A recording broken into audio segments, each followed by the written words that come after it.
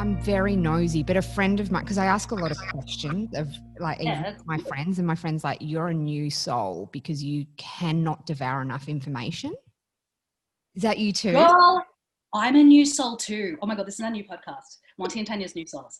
And it's literally just a podcast about curiosity. And it's just where we interview people and we just like ask them too many questions. Yeah, totally. But then we find something like that's really personal, and then you just keep asking and asking and asking. Like when something intrigues me, I'm just like, I just want to know more. I want to know more. I want to know more. Where are they going to say too far?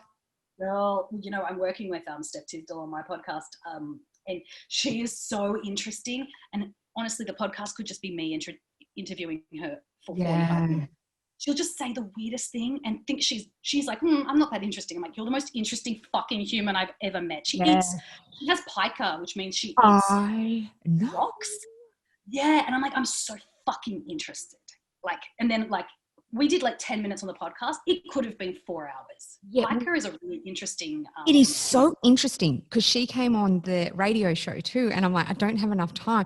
And then I was laughing I was laughing with her because she literally will have a bag of rocks in her car. And she was saying how her friend cleaned her car and threw out her fucking stash of rocks. And she was like, how dare you?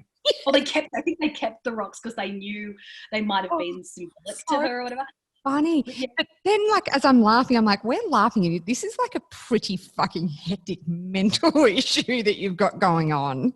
Yeah. Yeah. I think the way she delivers it makes you feel like, you know, she's a very special comedian. I'll tell you what, like I watched her stand up. I've watched every stand up show of hers.